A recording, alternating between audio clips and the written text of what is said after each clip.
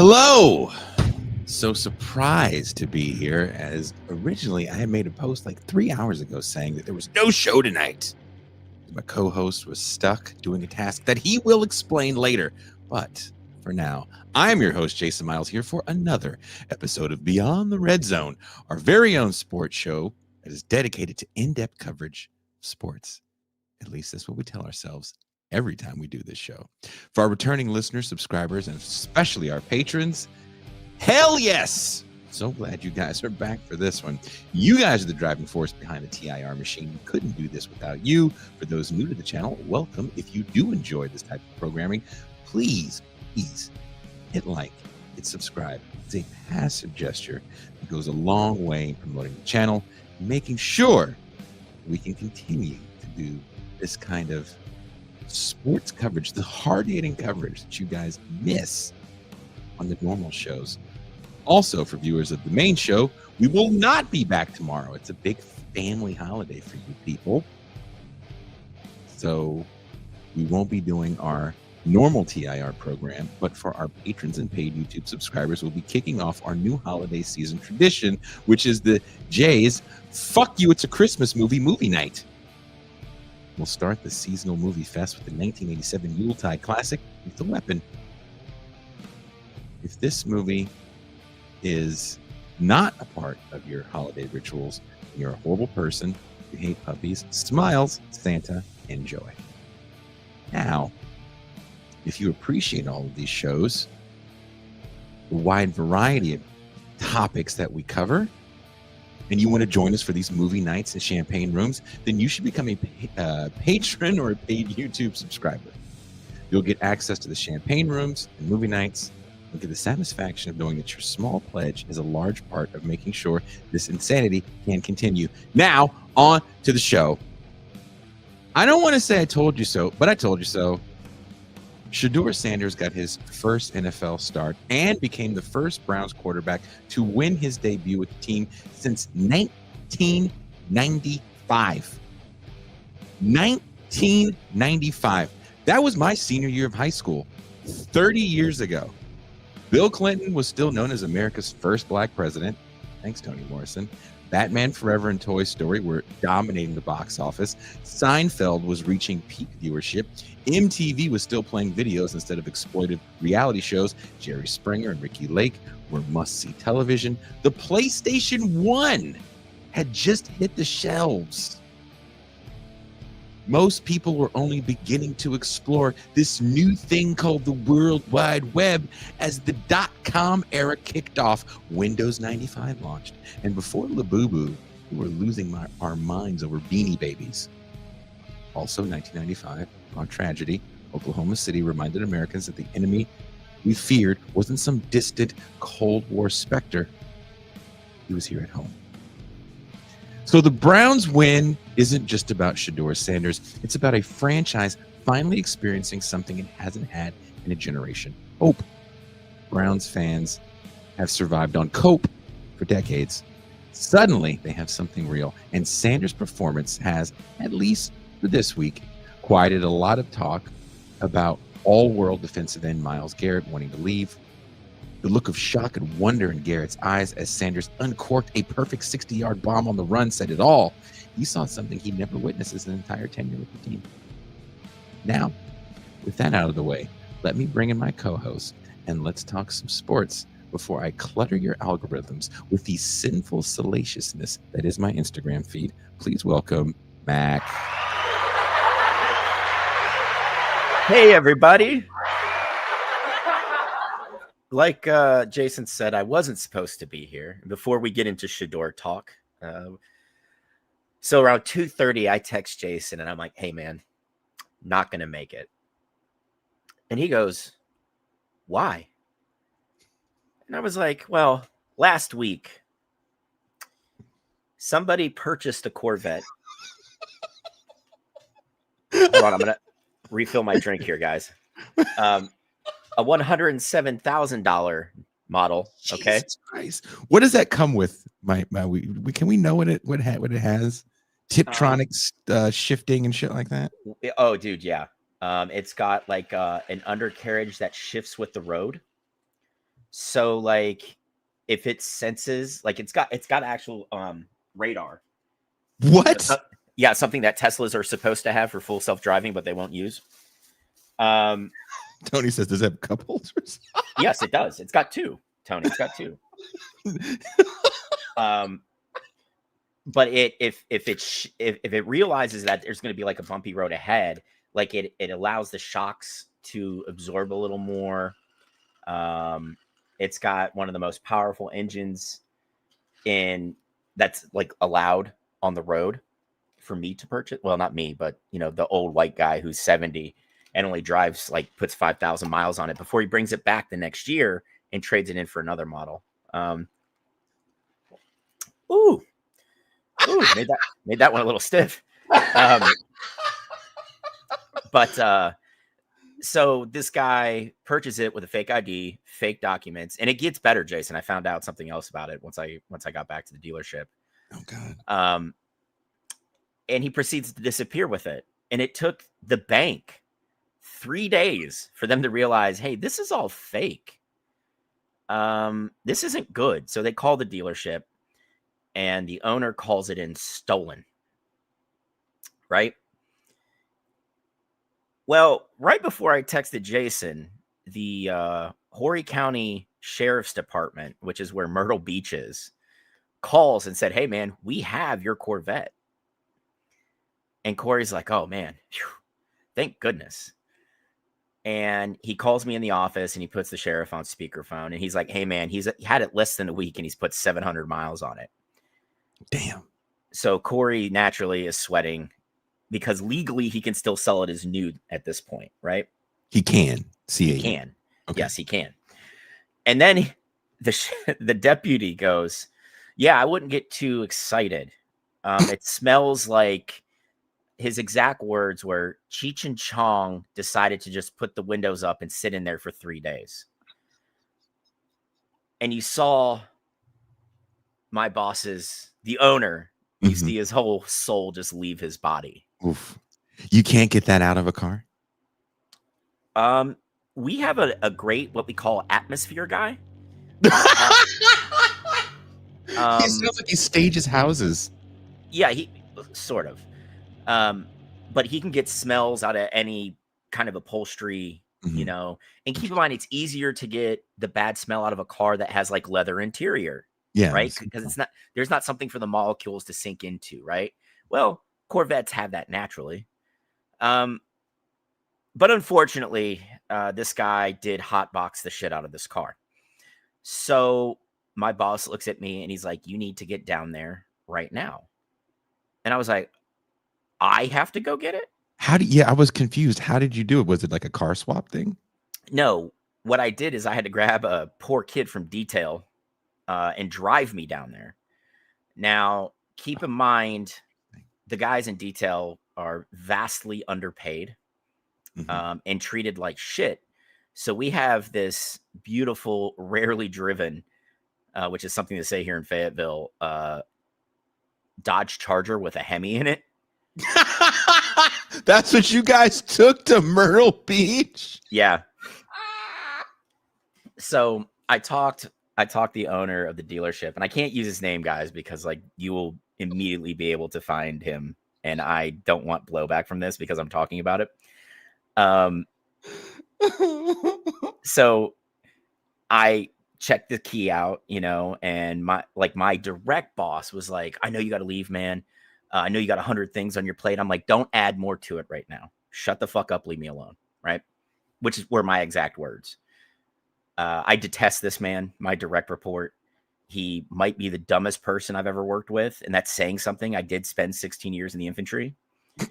But he's like, well, you can't take the Charger. What if somebody wants to buy it? And I looked at him and I was like, bro, no one's buying this thing at the price point you put it at. They could literally go to Dodge and buy a brand new one for about the same price. Like, come on, dude. So we immediately get up and go. And I was like, hey, man, you can drive this fucking thing. Right. And he's like, are you serious? Like, oh, man. I'm like, yeah, I get to drive a Corvette back. And he's like, oh, like, so we get down there. I get to the sheriff's office, and like it's Myrtle Beach, and outside of like the bike weeks, not a lot happens down there because it's mostly like old white people that live down there, you know. And I get there, and he's like, "Bro, I hope you like brought something to spray inside." And I'm like, "Hey, sheriff, like not to be a dick, but like I imbibe my as well." He's like, "I don't give a shit." He's like, "It smells awful." Dude, they had the door open waiting for me to take receipt of this vehicle. Yeah. And you could smell it from like 20 feet away. Ooh. Right? And I'm like, oh no. This smelled like an old frat house party. Dude, it did. Like, what's the worst frat you could think of at like Ole Miss? That's what it smelled like. Right? They didn't spill beer inside. It just smelled like pot. No. And like I come to find out that this guy's run this racket all over North and South Carolina because guess what he does for a living, Jason? He moves a ton of pot in and out of the Southeast.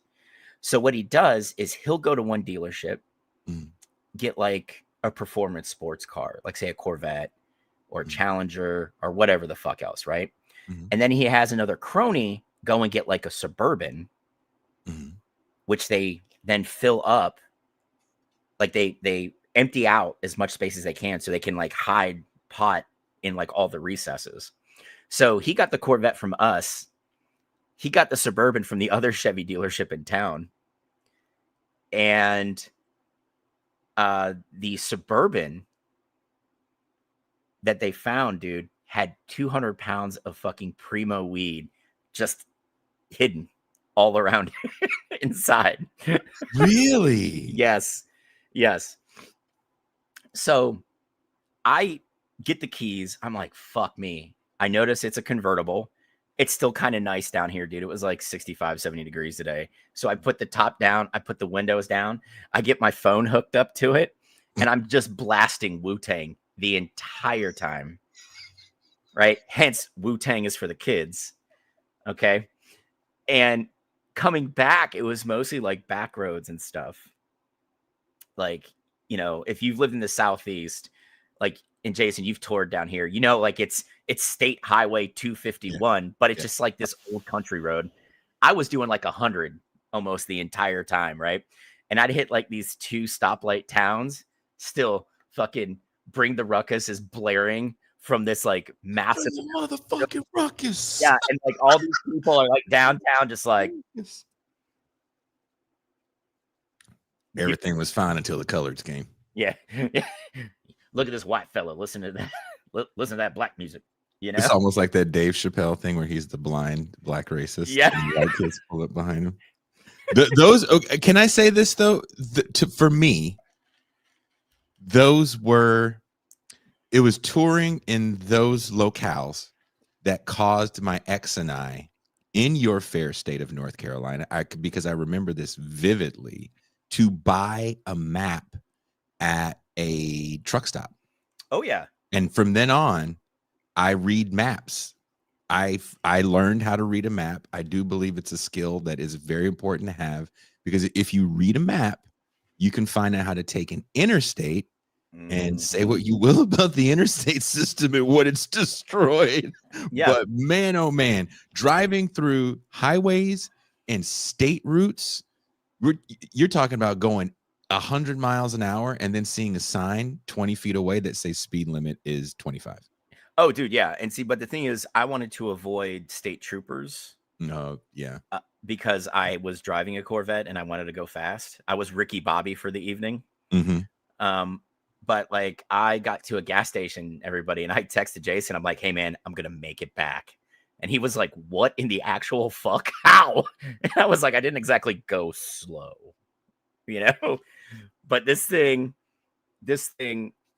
oh, so much fun. Like it's so much fun to drive. Would I ever want to own one? No, the maintenance cost alone. Like, dude, changing the brakes on those things, Jason, it's like $6,000 because they're they're carbon fiber, you know, like it's so were you touching the brakes like you're so used to your car and you tapped the brakes on this and you almost flipped over? Oh man, dude, it was nuts. Well, like the thing is, like I've driven them at work, you know, like, so like I kind of got the feel for it.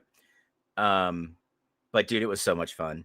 Like, I got the go fast experience that you get at racetracks without having to pay for it. It was fucking great. And Jason, let me be the first to say I love the San Diego State Hawaiian shirt. I love it. Let's go Aztecs. All right. Aztecs, who lost by 40 and won by 20 the other night. And who's the head coach? I don't know. His name is Sean Lewis. Guess what his first head coaching job was, Jason? Was it at your high school? Kent State University. Close enough. And guess what he managed to do at Kent State, Jason? Guess what he managed to do? He led the Golden Flashes to only their second winning season in 30 years. San Diego State is a pretty good basketball team, and their football team is surprisingly better than people think. Oh, dude, yeah. I mean, it's one of those kind of very steady group of 6, teams. Sorry, Red Dogra. You missed the whole explanation why I got here, why we canceled and why we brought it back, but welcome.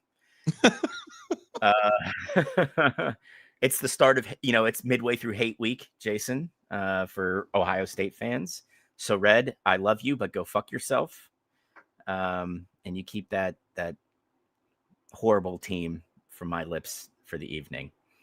But yeah, that's what happened. That's the explanation. But now Shedeur Sanders, everybody was sitting there saying, how many people literally heard prognosticators and like ESPN literally just shitting on Shedeur. You know what, Eric? I wish I had some running days because I would get paid vastly more than I get paid. You now. were definitely on the NASCAR. Yeah. That was like the NASCAR route. You and the Dukes. Just some good old boys. Yeah, but I wouldn't be a bitch and have a Confederate flag on my car. That's something I'm saying. But I think Shedeur played very well for a guy who had no. And if you expect perfection from a rookie, you're wrong. In his first start, yeah. How many times have we have to keep pointing this out that the otherworldly Hall of Fame deserving Peyton Manning did not look prepared for his rookie year or his second year, right? Or his third year. And then look at what he managed to do over the long term. It takes time, right? And especially when you play for a team as bad as the Browns, who have no wide receivers really of note to throw to. People like to bring up, Jerry Jeudy. That guy's hit or miss. The fumble was embarrassing. Oh, God. I hope he got so much shit at film on Monday. It was like, dude, if for those that didn't watch the game, and I'll get into people that are like shitting on it's the Raiders, like anyone can beat them. It's like, that's not true. But if you watch the film, he throws this dime to Jeudy, who has a bit of a lane to run in, and Jeudy actually has great speed and some pretty good moves. He's about to try to juke someone, but his spatial awareness is a little off, and someone comes behind him. That is putting it so nicely. His spatial awareness is off. His spatial awareness was a little off. And hey, Red, listen, we're not saying that Shedeur is going to go on to be the next coming of Peyton Manning, but for a first game, right? First start, first week with the ones on a team that bad, he looked good, right? Especially when you talk about the dearth of talent on the offensive side of the ball in Cleveland. Cleveland's defense, dude, if you just had a half functioning offense, Cleveland is in first place in the North. I don't give a fuck what anybody says. You can say something similar about the Raiders because their defense is pretty good. And yeah, but it's not Cleveland good. I'm going to tell you that right now. No, it's not Cleveland good. No. Right? But here's the thing, right? When we talk about Vegas, that is a team that has managed to fuck up drafting worse than the Browns. right? Like, I'm trying to think. Wait a minute. Who they drafted Max Crosby? I know not in the first round, but they did draft him, right? yeah, and they did. And somehow Mark Davis, like, I don't know if he's got like dirt on Max Crosby. He got him to sign a contract extension. I think that's getting ready for a trade. Could be wrong. Could be wrong. Dude, I don't know, man. Max Crosby is one of those guys that's kind of like larger than life. You know, like I think he likes the Vegas vibe. He's got a great story. Yeah, Alcoholic, gets his life right. Yeah, and he comes from a small school, which he's like the assistant general manager for the football team at as well. Oh, I didn't know that. Yeah. Oh, dude, I mean, he's a ball is life guy. He's a ball. Yeah, if you are Eastern Michigan, where you have very few professional football success stories, yes, Max Crosby, it's going to be mostly PR, but come in and be our assistant general manager for football. You know, like that's a shoe-in. You know, like that's the media people at Eastern Michigan would have been stupid not to ask him to do it. You know, like, oh, hold on. Let's see. Red Dog. I get it, guys. I just staked out the anti-Sanders position, so I'm being a contrarian. That's fair, Red. That's fair. Red, look, we don't know what any quarterback is going to be for years. Let's go back into the Wayback Machine of a young man that won Rookie of the Year. Let's go back to two former Rookies of the Years that were quarterbacks that everybody thought were going to be all world. Rick Meyer, who came out of the University of Notre Dame. Yep. That was touted as being the next Joe Montana. Mm-hmm. He came out the same draft class as Drew. I keep wanting to say Brees, but it's not. It's Drew. Patriots. You mean the man, the myth, the Drew true number 11, the true yes. number 11, Drew Bledsoe, and it was all who's going to go 1 or 2. Rick Meyer, Drew Bledsoe. Rick Meyer, Drew Bledsoe. Rick Meyer goes to the Seahawks under the tutelage of Tom, who was the Raiders coach, Flores, and has a pretty good rookie campaign. His next year is not so good because people figure out that he can't handle the rush from his left side, I think it was. Yeah, right? And he also didn't read defense as well. He was the guy that would lock in on wide receiver 1, and when it wasn't there, he would check down immediately to the tight end or running back. I think, if I remember correctly, Jason, like his rookie year, he completed like 59% of his passes, which was good for the time frame, right? Mm-hmm. But then you looked at what his like essentially the yards traveled through air on his average pass was only like 5 yards. So it was like one of the lowest in history. And it was an aging Seahawks team. Yeah. As well. So yeah, it was like a transitional time for that franchise. And another guy that won Rookie of the Year that the team did not want, Vince Young, when he went to the Tennessee Titans. Mm-hmm. And I do believe, though, if Vince Young played in this era, it'd be a different situation for that guy, and he'd be a lot more successsul. Maybe. This is a guy that, you know, had the cannon arm, and he played on.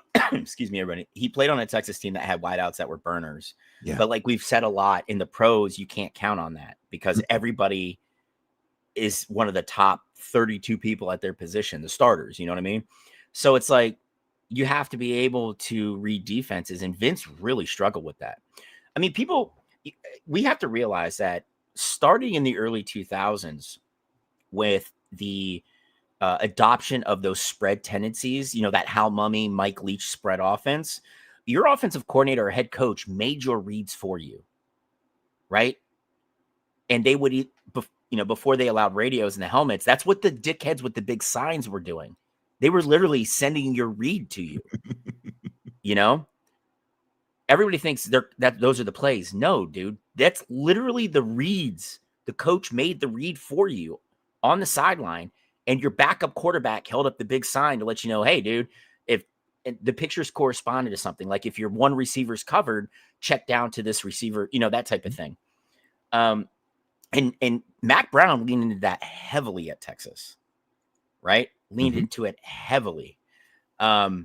So he gets drafted and goes to Tennessee, which, I mean,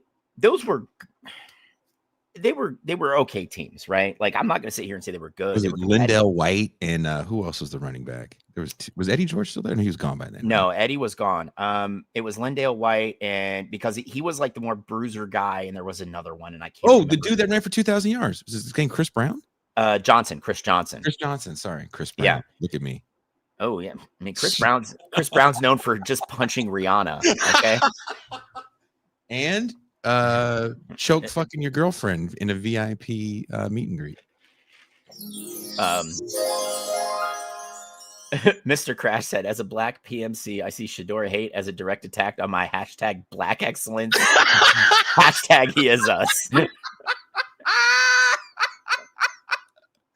Shador Sanders, like, he really is black excellence. And what's funny is now that he's got this win, he's comfortable.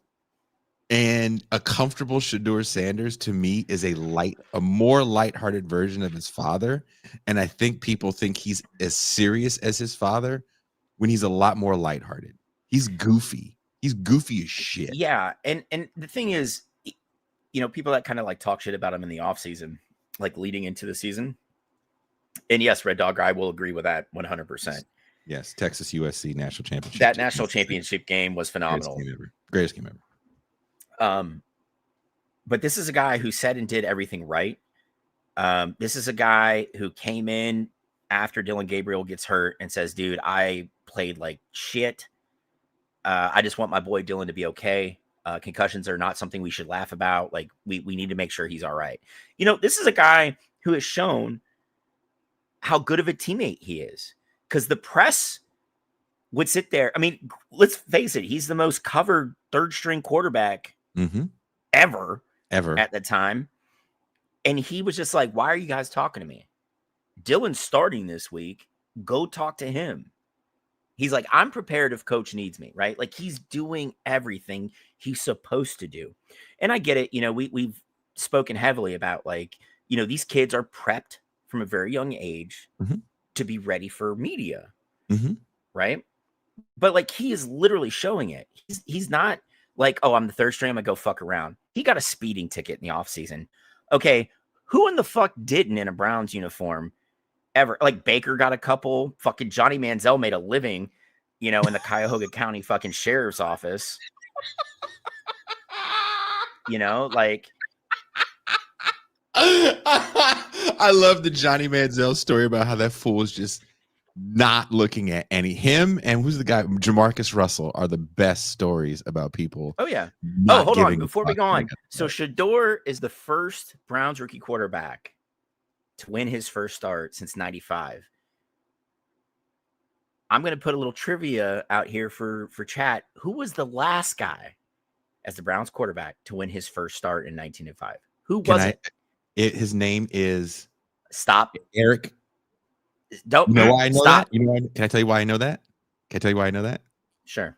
Played Little League with his nephew. Okay. All you guys need to know is his first name's Eric. So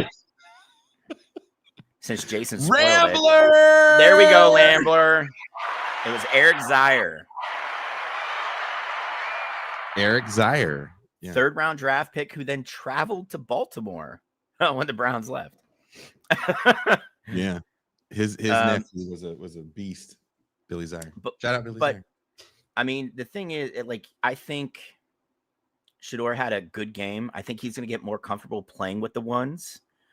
And for me, right, as bad as that Browns offensive line is, if you really want to take the pressure off Shador and put him in the best possible position to succeed, run the goddamn football a little more. Yeah.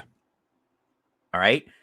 You're going to give your very good defense some extra time on the sideline by controlling play by running the ball.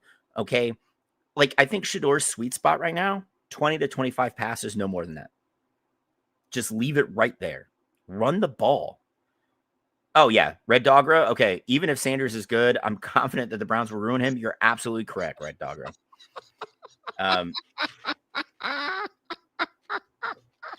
Okay. Dude, Mac, were you excited though when when they zoom in on Myles Garrett, when he throws that pass, Oh, yeah. he's on the run, he throws a dime. Because we've talked about this about Shedeur Sanders. There's a few quarterbacks I saw in the last few years watching the amount of college football that I can watch. And Caleb Williams, who's really coming into his own. Finally, and what did it take? Ben Johnson. It literally took poaching one of the best offensive play callers and schemers in the NFL to put Caleb in the best position to succeed. Like, come on, dude. And what's the Bears record? It was like 8-3 now? I think they're 8-3. Shedeur and Caleb have kind of ridiculous pocket presence. They don't really get rattled. If you see them moving, they have to move. And they're pretty accurate, even on the move. Yeah, and here's the difference between Caleb and Shedeur, though. Caleb can take off and run and beat you with his feet. Shedeur cannot. He's not that that's not Shedeur's game. Not at all. Shedeur moves well in the pocket, and he kind of had to learn that. Not at JSU, because his offensive line was actually phenomenal for an FCS team. But when he got to Colorado, and his first year there, and his dad's like, "Yeah, I got rid of like 70 players." Like, he got rid of everybody except one player off the 3 roster on the offensive line. Shedeur played behind some very patchwork offensive lines. Yes. And this is what I really don't understand about Deion. Not to get on a tangent here, but if you know that your head coaching experience is limited, why aren't you going out and paying like the best offensive line coach to come in? Because if you can shore up your offensive line, you can play with some bad people. And I'm saying this as a Pats fan who got to live under the greatness of Dante Scarnecchia, and then had the post-Belichick drop-off. And then Vrabel brings back a really good offensive line coach. And what do we see? Are they the best offensive line in the league? No. But they hold their ground at the point of attack. They do what they're supposed to do, right? Offensive line play is fucking like so important to what you do as an offense. And it's so different from the college game to the pros. It is. So like, why not, with whatever the school's saying, hey man, here's your assistant's budget. My highest paid assistant, if I'm a head coach right now, Jason, offensive line coach. Hey, offensive coordinator, I'm sure you're fucking phenomenal. I'm sure you can scheme up all kind of great plays. If I can't block the defensive line, it doesn't matter. So you're going to make less money than your O-line coach. And the thing is, most O-line coaches are like, fuck that. I just want to teach people how to block and then eat steak and lift weights, right? Like, that's all O-line coaches. Like, it's I never understood some of like what Deion did to Sean Lewis, San Diego State's now head coach. Sean Lewis left being a head coach to go be an offensive coordinator for Deion Sanders, and he gets fired after 5 games. Like, give me a break, dude. Fuck you, Deion. Like, what is going through your head at that point? It's just, Can you read this comment on the screen? Hope y'all know I watch these sports streams just out of love for y'all and your engagement, because I don't know who or what the fuck y'all are talking about. Joe, Political Pain is Joe. I've been on his show. It's phenomenal. Joe's been on this show. Yes. Joe is amazing. He's one of the smartest, like, just sharp interviewers, because I lucked out and got to be on his show with him. And we appreciate you being here, Joe. And maybe we give you enough sports ammo, so when you go to Thanksgiving tomorrow, you can actually fire back with some folks. You can say, oh, the Lions, we all thought the Lions were going to be the NFC's pick to go to the Super Bowl, but I don't know if they can get through the North and deal with Chicago. Just say that and don't say anything else. Yeah. And just not. Actually, Joe, say that and then walk outside. Yeah. Like, go hang out with the missus a little bit, like whatever, and watch everybody just sit there like, God damn it. Fuck that. How did you do that? Who told him to do that? I thought this is the guy that fucking tunes pianos. Yeah. Joe talks politics. Why is he throwing out the Lions stuff? Someone says eating pig's feet. Talk about the Lions. Man, the Lions were a team that I thought was going to just dominate. They didn't. The Niners have had. Dude. I think the Niners. Do you believe this? I think, and no one's talking about it, even locally. There's a real quarterback controversy in San Francisco that no one wants to bring up. Dude. Okay. I want to hear what you have to say about this.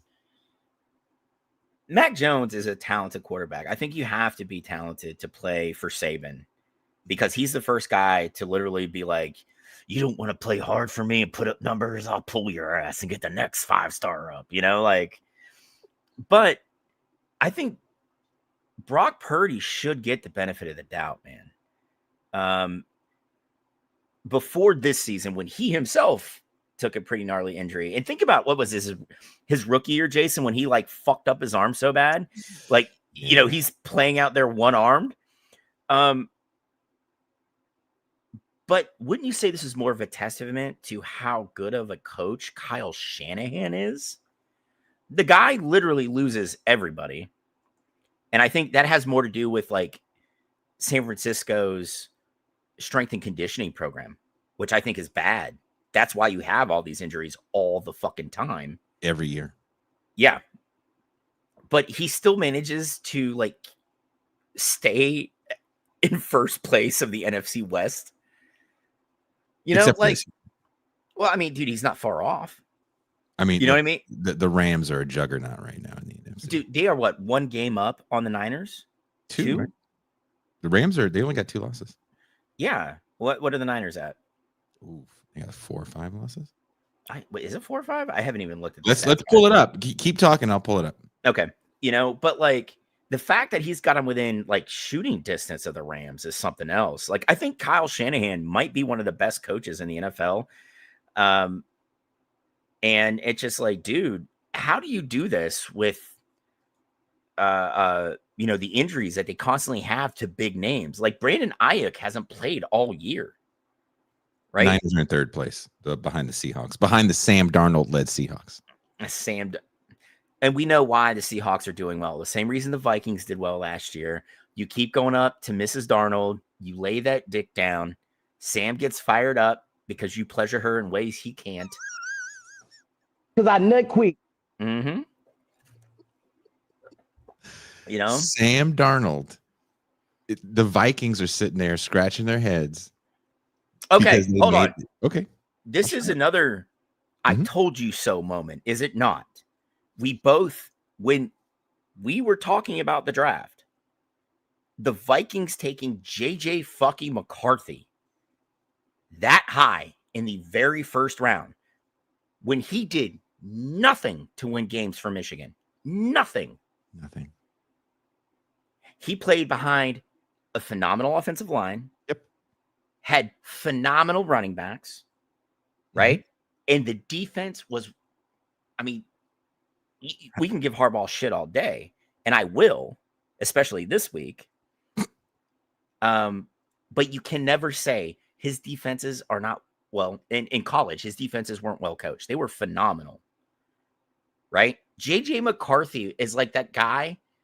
He is the epitome of a white dude failing upward. That's exactly what happened.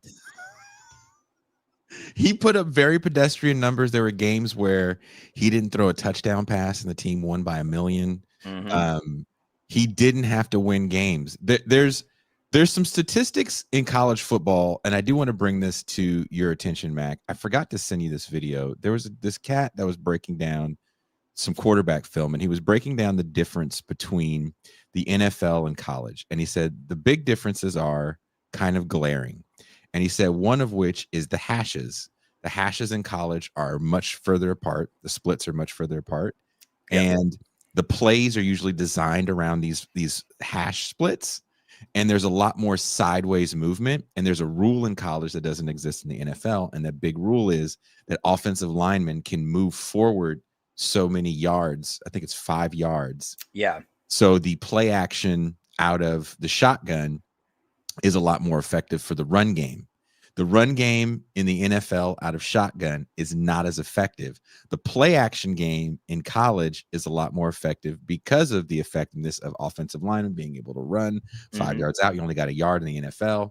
So what that means is in the NFL, let's say you're in shotgun and everyone's ready for the pass. The offensive line gets out a little too far because it's a read option, meaning if I read run, then I take off. If that offensive lineman is out blocking, thinking you're going to run, and you pass, an eligible receiver down. Yeah, it's a legal man downfield. Yeah, I mean, and the thing is, if you look at if you transpose pro rules on college right now, dude, there would be like a dozen illegal man downfield penalties every game. Easy. You know, and like, and I get that. There's a lot that there's a lot to be said about that. It's absolutely so. Let me say one more thing that's very important. The play action game in the NFL requires the quarterback to literally turn his back. So whatever pre-snap you see, once you get the ball in your hand, you've turned your back, and either you're faking the handoff or handing it off. But let's say it's a play action, so you're faking the handoff. Now you're turned back around, and it could be a totally different coverage that you see. So you kind of have to know pre-snap where you want to go with the ball, what you think the coverage is going to be. Pre-snap, turn around quickly, and throw the ball after you made these mental adjustments. Do you know who's made a phenomenal transition from college to the pros doing that? Baker Mayfield. Yeah, took him a while. All those teams operated out of the gun. Dude, that man, but look at how he played in Cleveland, in LA, and now in Tampa. He plays a lot under center. A lot of run, play action heavy, right?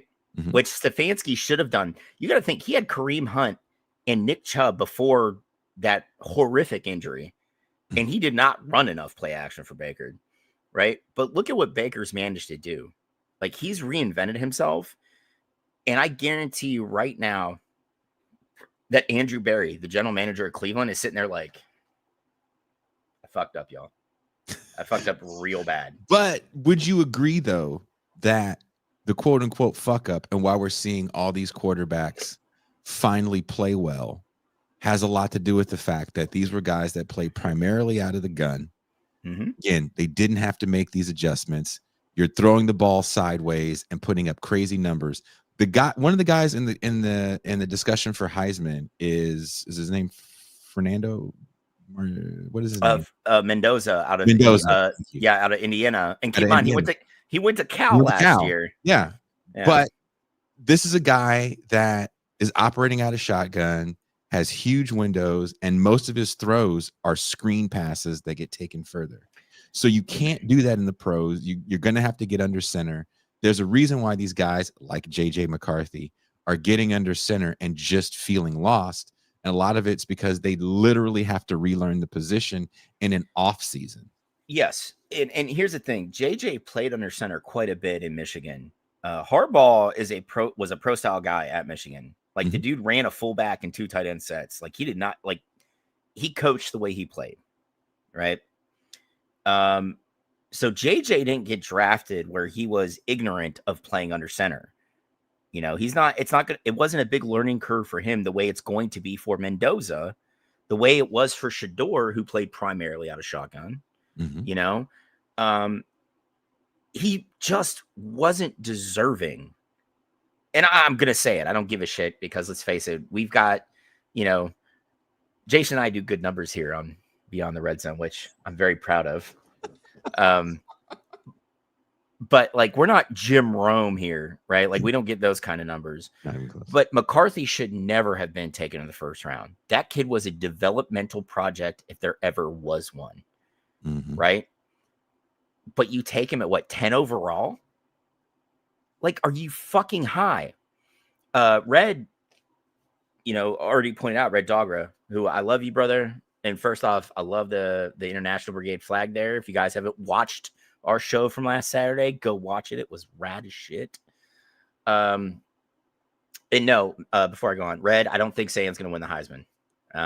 Even if Ohio State wins another national championship, I don't think they're going to win. Like, it just, he put up big numbers against bad teams. He controlled the ball, very controlled and big game, against better teams, but I don't think he's going to win it. He'll win it next year. Oh, I think so. Absolutely. I think so. But, the thing is, McCarthy never did enough. Like, he wasn't the guy that was like, we're down, put it on my shoulders, I'm going to get us there. Right?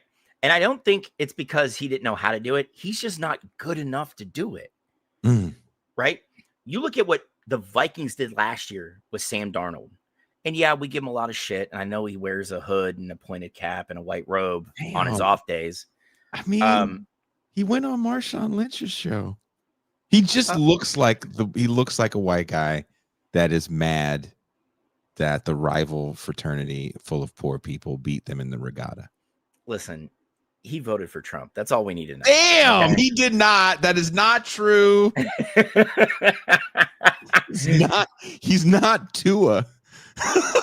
Okay, Kush, before we go on, Anthony Belvoir, Spanish Civil War, and Giles Tremlett, the International Brigades. Definitely read those two.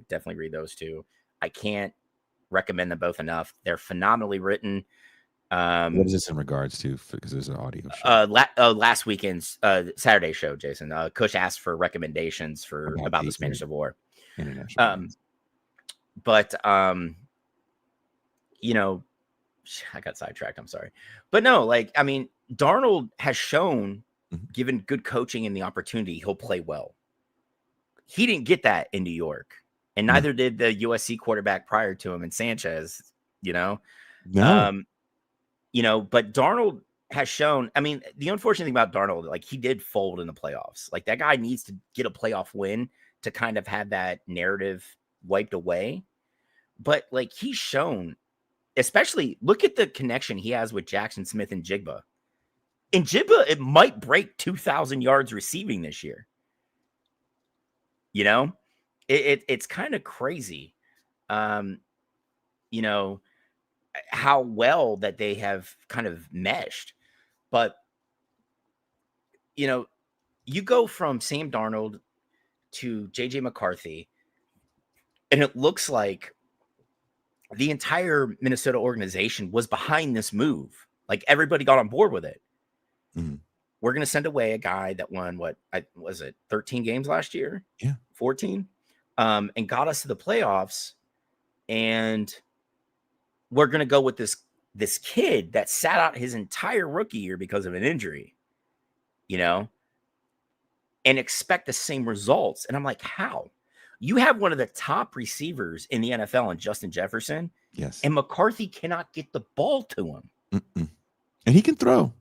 He's got a gun. He can get the ball downfield. That's not the problem. He cannot read a defense to get Jefferson the ball in space. That's where Jefferson went.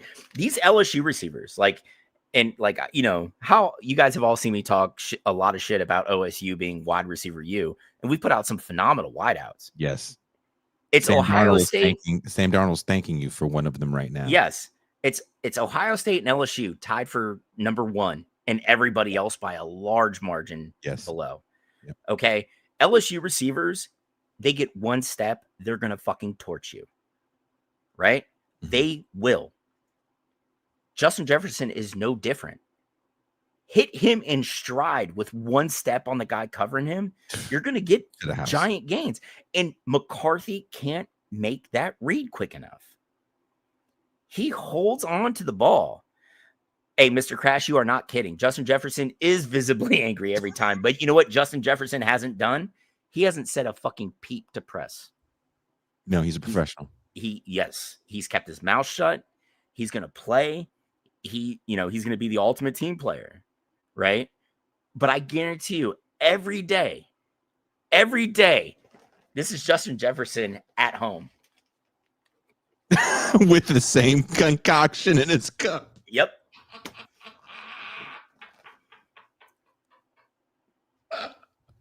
Justin Jefferson looks so upset. I don't know what his drink of choice is, or if he drinks at all, right? Because a lot of these pro players do not. They don't touch shit, And I don't understand.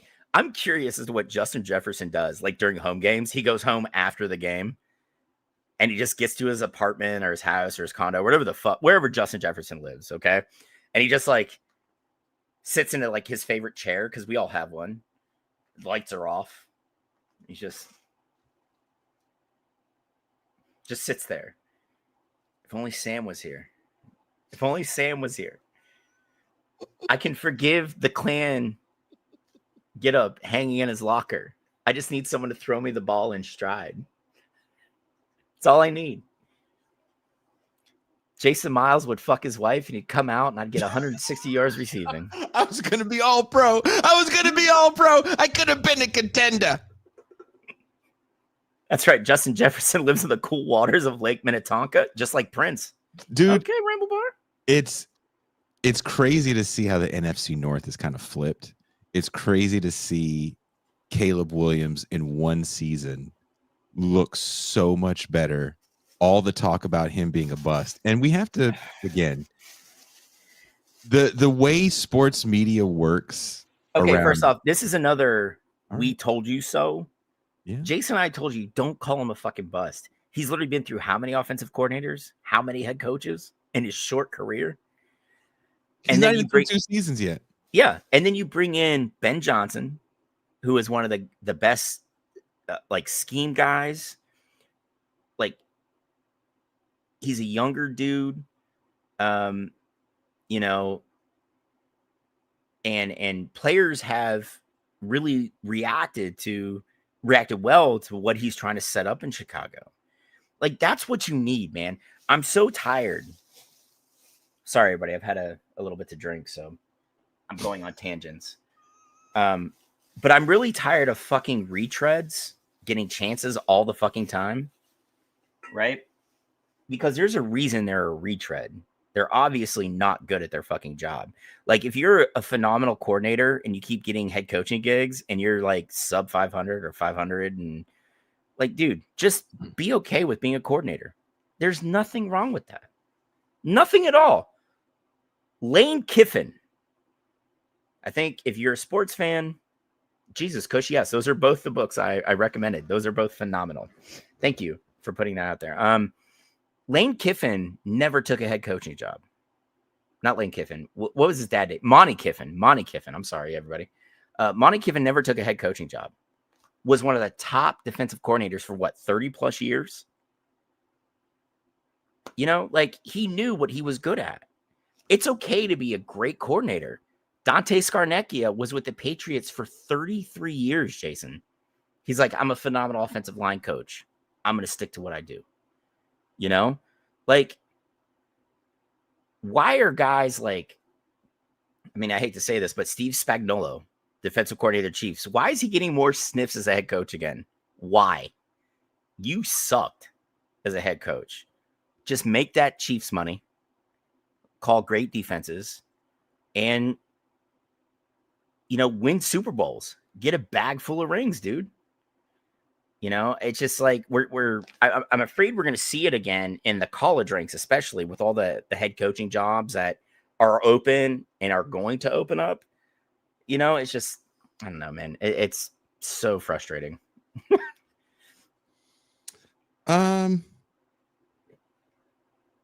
So is it the Bears, Sam Darnold and the Seahawks?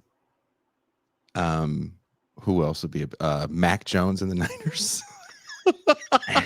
Well, I think Purdy is healthy again. So yeah, and Purdy's going to get the starts. I think Purdy gives them, because Purdy knows that offense inside and out, the way that Mac Jones. I mean, Mac has played phenomenal in that offense, and again, I feel like, Kyle Shanahan could be like low on players and like call me and you up and be like, listen, I know you're not that fast or that strong anymore, but I can get you 50 yards on the ground every game. And you and I would be like, and then we would go get it because he's that good, you know? And then you and me would be like next to each other in the ice baths. And Kyle's like, why the fuck are you guys still there? Like, the entire training room's empty. And we're like, we're over 40. We're over 40. And we thought we were going to die by the halfway point of the first quarter. Yeah. And keep in mind, you didn't put me in until the third. Okay. Like, I can't feel my knees. Yeah. Thank you. Okay, hold on. Tony Red asked, "Where's Kiffin going? Arkansas coaching Florida. class?" I thought he already signed on to go to. No. He I was doesn't have to watching make it. Lies. He doesn't have to make his decision until after the Egg Bowl on Saturday. Is he going to be like LeBron? Here's the thing. All right, I want you guys, everybody, to put their big sports fan panties on real quick. If you're counting on Lane Kiffin to stay at one place a long time, you're stupid as shit. That man is a coaching merc, and that's okay. Make your money, dude. Make your fucking money. All right. But I feel, I'm with you, Tony Red. I feel like he's going to win the Egg Bowl, put Ole Miss in a position to go to the playoff. Oh, sorry, Drea. I mean, well, hike your, whatever your lower body encompassing thing is. I'm picturing Jason taking a hit in the third quarter and puking up a bunch of raisins. Hold on, Jason. Kyle Shanahan's like, didn't you chew? Why are they all coming up whole? Once you're done with this thought, we can go right into ridiculousness alley. No, I'm not done talking about sports yet. But look at Kiffin. That man spent 1 year at Tennessee and was going to bail and bailed, right? If you thought he was going to be long-term at USC, no. What he's done, and I give him a lot of credit for this, he's embraced the NIL era the way a lot of coaches have not, right? Like, he knows. And the thing is, this guy can also say, look at my time as a coordinator at Alabama. You know, like, he's got a lot of, like, strings to pull to get kids there. But, like, especially for Ole Miss fans, and I don't think we have any here, which is not shocking because I can't imagine there's a lot of, like, blonde white people that go to Ole Miss that are like, you know what? Let me watch this comedy show with a black guy, you know, and his white friend hosting this. You know, but, like, if Ole Miss fans really thought he was going to stay put, because let's face it, all right, when we get down to it, LSU, Florida, SEC Blue Bloods, they spend a lot of money on their fucking teams. And Ole Miss is just now kind of catching up to that. Because we can talk about, like, Ole Miss, like, look at Arch Manning days. Eli had some great times. Eli never won more than, like, 8 games there. Side note, I love your Southern accent.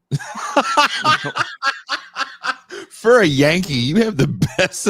You've only been in Fayetteville for how long? And Fayetteville's kind of a, but it's a transient city filled with ex-military from all over the place. So yeah, it's definitely a fucking transient city. This city, yeah.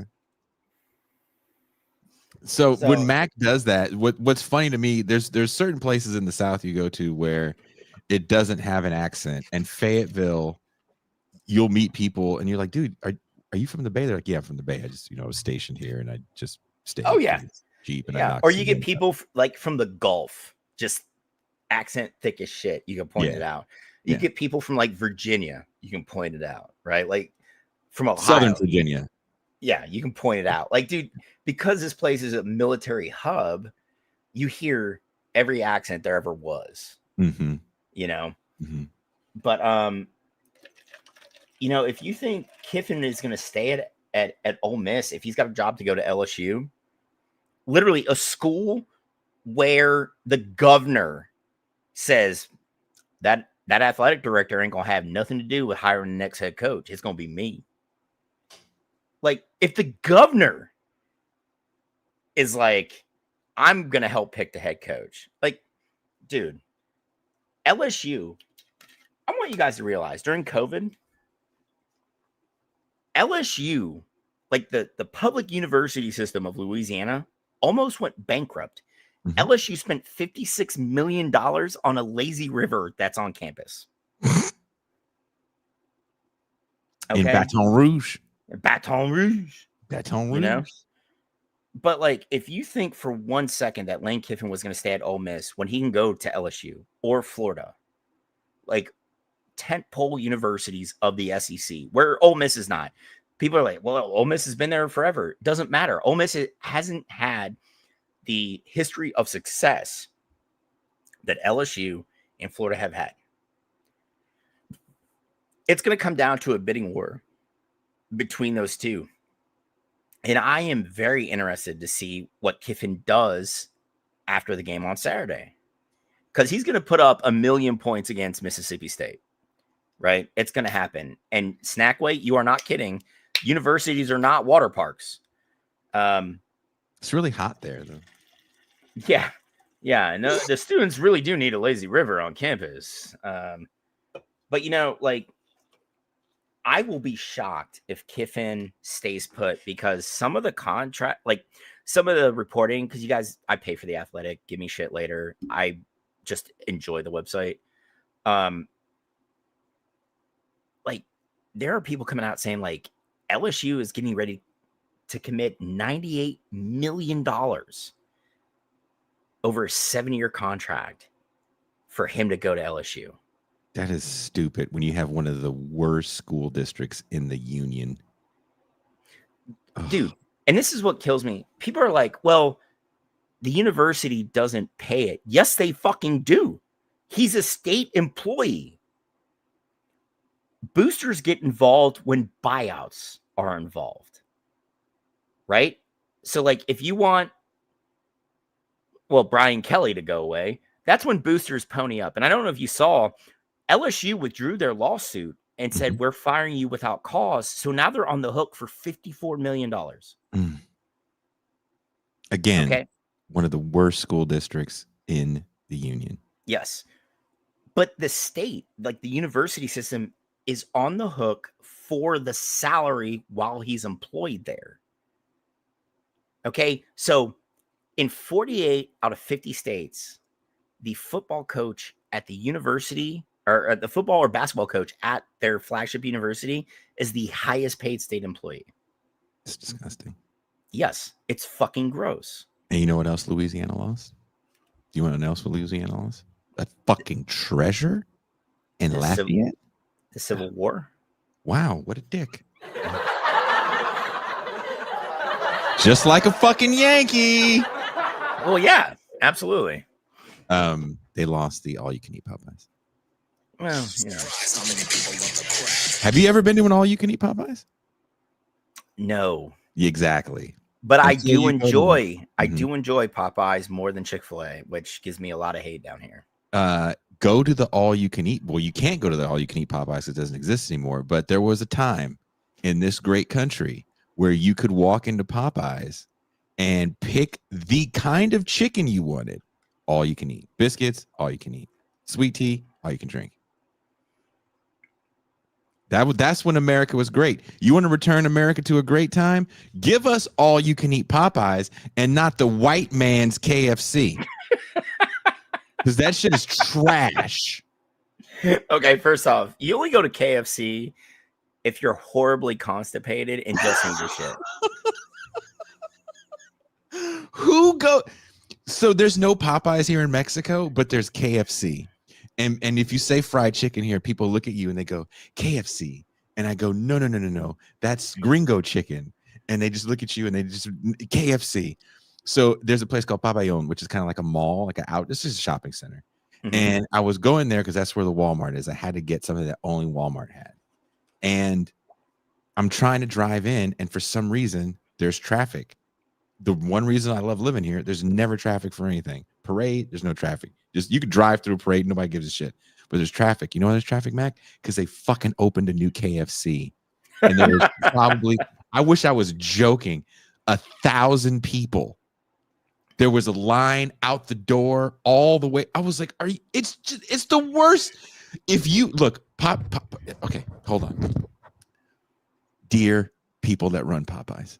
Hold on. How do I do this? Dear people that run Popeyes, there is an untapped market of fried chicken starved people that enjoy artery clogging food. Can you please open a Popeyes here and release us from the tyranny of slave-holding Colonel Sanders. Please. Thank you. Oh my God. Mr. Crash said Confederate with a K fried chicken. KFC. KFC is trash. It is trash. I will not go to one. I won't. Jason, there's a dude I follow on TikTok. He's like a husky Irishman, and Nuri, you might know him. But they opened up their first Taco Bell in Dublin. And this man lost his shit because he's like, I'm not going to do an Irish accent, but he's sitting there like, I cannot believe how I couldn't even walk down the street because all these twats are waiting for Taco Bell. Like, dude, the shit was like wrapped around twice. Yes. Waiting for fucking Taco Bell. Yes. Okay. Joe Payne says another thing. You won't even visit my town anymore because they closed the Cracker Barrel. That's a true story. That is a true story. Joe Payne is not lying to you. Joe, because I know where Joe lives in a place called Santa Maria, California. Yeah, and yeah. I used to live about 30 minutes north of him in Pismo Beach. And the only Cracker Barrel that I knew of in Cali was in Santa Maria. And when I told my roommates who I was living with, I was like, hey, there's a place called Cracker Barrel. You got to go there. And they're very nice, beautifully white people. This is my tattoo. First off, I should have told the name should tell you Cracker Barrel. Yeah. But you know what Cracker Barrel has, Mac? Has fucking grits. Has good ass grits. It's not even. I don't live in the South, motherfucker. Yes, it is. No, it's not. Yes, it is. You want to let's have a grits contest then. Let's have a grit off. I'm gonna tell you right now. I grew up dirt fucking poor, Northeast Ohio. My grandmother loved grits. Did she really? Dude, bro, Jason, I told you my grandpa worked at the steel mill there. Spam was his go-to for lunch. My grandma would like literally put it on the skillet, couple minutes, throw it on some bread. He put it in his lunchbox, and he would just eat it cold. Right? I'll eat Spam to this day. Dude, will you really? Yes, I will. Grits, I would rather get shot in the fucking face than eat grits. Raisins in the grits? No, you don't. Oh, stop with that raisin shit. Stop it, dude. It. Raisins. Can I look? Okay, look at Prairie's is tarded. Prairie said KFC has the double down sandwich where the bread is 2 fried chicken breasts. Oh, dude, it would kill the people of Mexico. When they came out with that sandwich, I remember I was living with the white family at the time, and I came in, and my brothers looked at me, and they said, Jay, did you see it? I was like, what? I was like, think between the bun. And they just walked out the room because they were so stoked. Okay, wait. The double down, the bread is the fried chicken? Yes. Yes. What went in the center? What? I forgot. Was it another piece of shit? What went, Prairie? What went in the center? I think it's chicken. Wait, I have to look it up. What? Fried onion, salt. Wait. What? Cheese and bacon?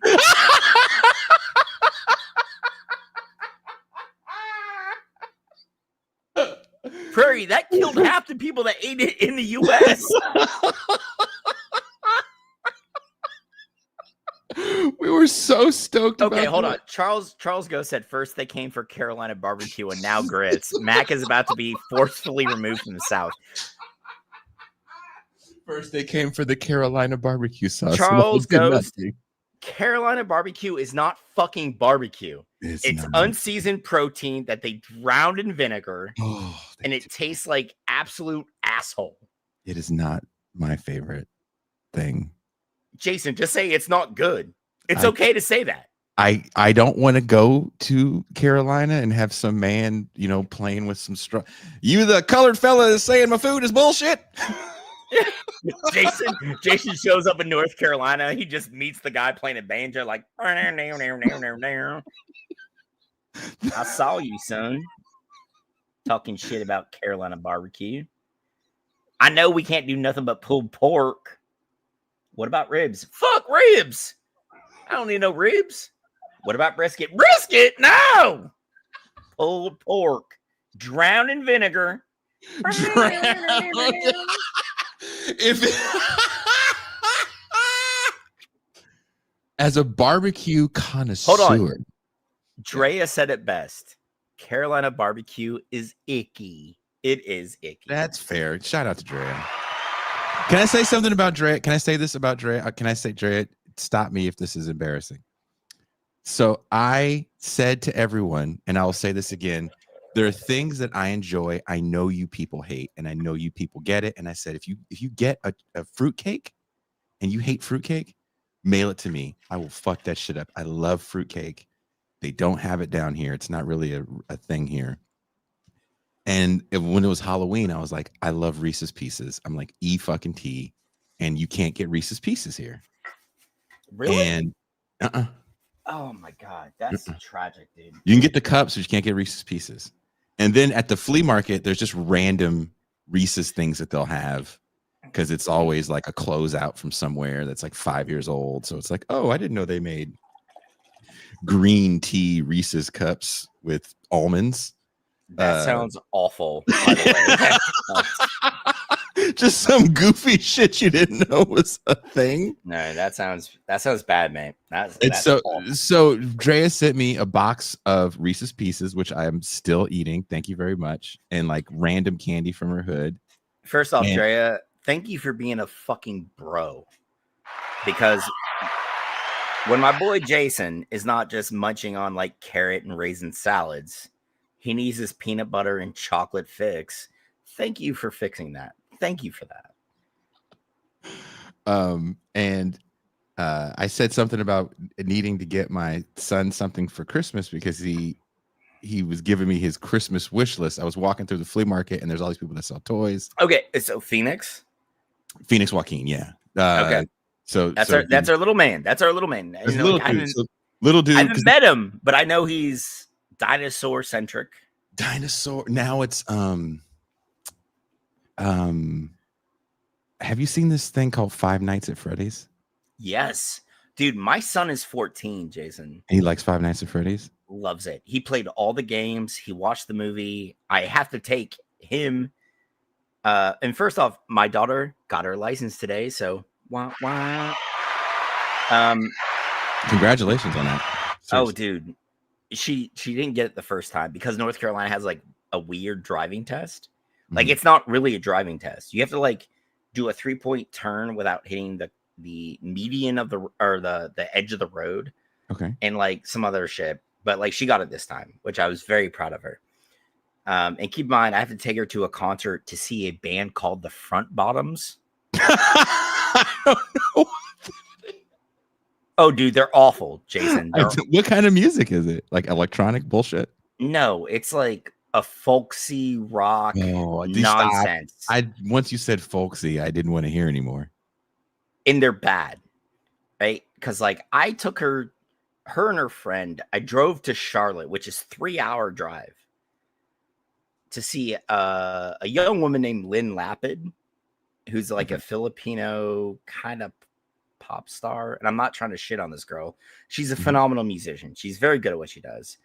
But I have never heard about her prior to this. So I get trapped in a car for a 3-hour drive from Fayetteville to Charlotte with 2 teenage girls. Sounds like a joy. Which is awful. I have to sit in this venue for 2.5 hours. And what killed me is there wasn't another parent just like dealing with it the way I did. So I just sat on the steps and people would come up to me like, "You're not listening to it?" I'm like, "No, I'm not listening to this shit." But my daughter's having fun with her friend. So we fucking leave and I have another 3-hour drive back. And again, Jason, you have a daughter that was a teenager at one point. Allegedly. Yeah. Yeah, allegedly? We know she was. We know she was. Yeah. Right? But dealing with her and her friend, and it's just like, oh my God. Jesus Christ. And they just for 3 hours. And like, I am like trying to play music to drown them out. And they would just get louder. And I'm like, oh my God, this is the worst drive of my fucking life. Like, Someone says Max not raw dogging the front bottoms. No, I am not. I am not. This band sucks. And like, my daughter tells me that's the whole thing. They're not good at music. I was like, why did I pay money for tickets to go see them? Why did I do this? And my daughter goes, because you love me.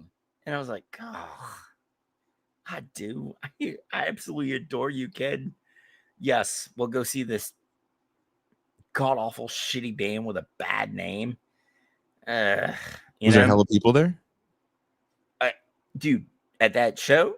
Yes. Dude, it was nuts, dude. We went to this pad in Charlotte. You probably play there, honestly.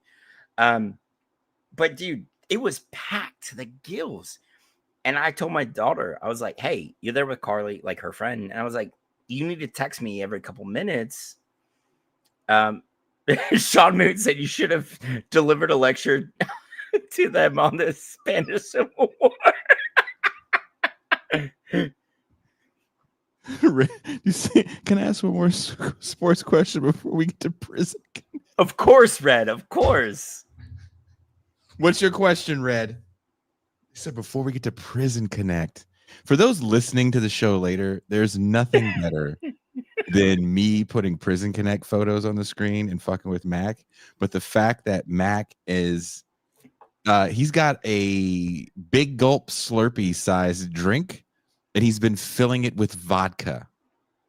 No, I'm doing the responsible thing, filling it responsibly. But we only have, dude. I have to be a responsible parent tomorrow. Ooh. Because here's the thing, guys. My kids are indigenous, and if you've watched the show enough, okay, yeah. Forgot. My daughter is a very loud and proud gay indigenous woman. Mm-hmm. So when my ex-wife is like, we're going to my family's house for Thanksgiving, I can't take my daughter because my daughter is like, why are we celebrating indigenous murder? Why are we celebrating white folks killing, indigenous people? So tomorrow I am going to hang out with my daughter. We're going to watch Peacemaker because that's her new thing. We love comic book shows and all that, but and yes, I'm not gonna allow her to watch the orgy scene. We're gonna fast forward to that, but hold on, Mac, are you aware of the fact that in Mexico you can go to the Tianguis is a flea market? Yeah, and get a big glug like that. Well, Kush, I don't make a lot of money, but my goal next summer is to come in, just hang out with Jason for about 4 days. Well, if we go to Mexico City, our other comrade is in Mexico City. Jason, I don't give a shit if I stay in Rosarito or go to Mexico City. My whole goal is to hang out with you, and it's me and you, and we do a show live. Oh, that'd be fun. And we can hear the dogs bark and the snakes talk shit about you, and For the first time in the 4 years I've been here, my landlord cleaned the back where I have to get to my water heater and the switch that flips from the city water to the well water. And I was like, I felt so free that because snakes just pop, this random shit, tarantulas, just random shit pops out of there. Dude, I know. And that's why we made the whole lore about the snakes having whole families and talking shit about you. I still think when I saw that black snake and I screamed and he screamed, that he went back and told his family that black people had moved in. Dude, that was phenomenal because we were in with that for an hour. We just Can you imagine the snake just going back? Dude, fucking human walking around over here. Jason, get this. So I told one of the sales managers at work that I do this sports show with you. And she's like, well, what's up? It's on YouTube. And I'm like, yeah. I'm like, this is a revolution. We do a sports show. And now keep in mind, she's fucking hot as shit, right? And she watched one of our sports shows. Yikes. And goes, y'all are ridiculous. Like, just absolutely ridiculous. Thank you. And I was like, yeah. And then she's like dead ass, dude. She goes, how old is he? And I'm like, I was like, he's similar age as me. A little older. No, we're similar age. We're just gonna keep it at that. He's not afraid to wear short shorts. And she watched it and she goes, man, that's a good looking man. I'm like, yeah, Jason is a handsome fellow. He is. And she goes, does he have kids? And I was like, I mean, he's got a few. And she goes, a few? And I said, yeah, a few. And she's like, what's a few? And I'm like, he's got a kid that like graduated from college. And she goes, oh my god. Oh my god. Like, yeah. Keep in mind, like, she's one of the sales managers at my office. So I'm like terrified that she watched any of this shit. You know? And she's like, college? Ugh. And I'm like, okay, well then fucking step, you know? Yeah, no, I'm old. I'm grown kids. And I have one kid that is a little younger than the grown ones, but he's a lot of fun. Jason, you've literally done the entire fucking swing. Don't remind me. What do you mean? Oh my god, are we doing Prison Connect now? Don't remind me that there's a little guy that's got to do all the firsts after everyone else is done doing their firsts. Give me that poor girl in the orange jumpsuit. Let's fucking do it. Let's do it. I mean, the smile right there.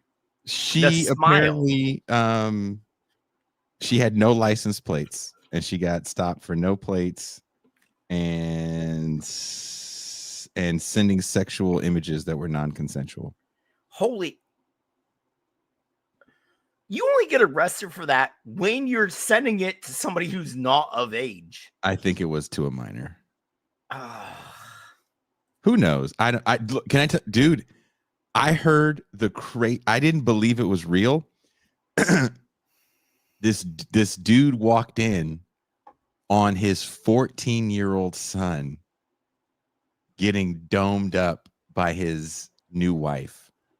Oh. And I'm like, we have to stop with the step parent porn because people are living it out and there's something wrong. Yes. Okay. But the lady was kind of hot. If I show you her image, no. Someone says what? I'm gonna show you. I'm gonna show it. Yeah. No, don't do that. Have to. Well, these are the things I have to do. You don't have to do it. I do. You kind of have to see. No, I don't. Are you sure? Yes. That's not right. The dad lied. First, he lied for his wife. I don't care, Jason. I'm gonna posit it this way. How old is your daughter that just graduated 27. from? 27. My daughter's 16. We're not doing this. It was the whole thing was weird because I was like, that's why we don't do it. That's too weird, man. Like, we push a lot of boundaries here, and I'm okay with that. I will deal with your fucked up algorithm on Instagram. I will do that. Okay, sit back. But I am not willing to do that. Okay, it's fine. You're ready? Here you go. This is awesome. Oh, nigga. We in here. My bad, Charlie. Hey, man. I'm just in here blessing all the guys, making sure we good. So for those listening, there's a man who is a bathroom attendant in some sort of club. And he's got all the things, you know, mouthwash, cologne, facial cleansers, right? It's one of those bathrooms where you come in and he's going to hook you up and then you leave him a tip. And someone wants to record this guy talking about his bathroom, what would you call this? Attendant business. Attendant, yeah. Yeah, bathroom attendant business. Smart little hustle, right? Probably didn't cost you much. and he's just being cool in front of the camera, and then this happens. Men's gum cologne. All the ladies out here. King, what the fuck, bro? Nah, nigga. No, fucking back. Nah, nigga.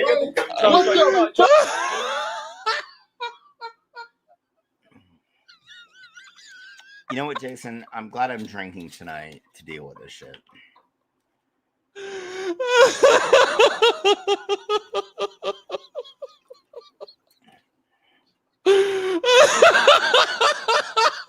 Nick Rose is like, I have no idea where this is going. No. Oh, here's the thing. We stopped talking about sports, so now you are on the what the fuck's going on train at this point. Mac, would you have punched a guy that threw up on your back? Yes.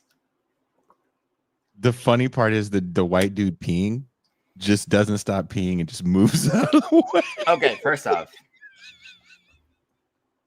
I'm going to say this right now, Jason. That white guy probably wasn't a frat at Mississippi, Ole Miss. This is just old hat to him. He's just like, I got to get out the way. Look, I got to get out the way. Mac, look at this. Wait, so the guy that throws up. I mean, dude, look at the hat he's wearing. Look at the hoodies he's wearing. He's just like, ooh, ooh, ooh.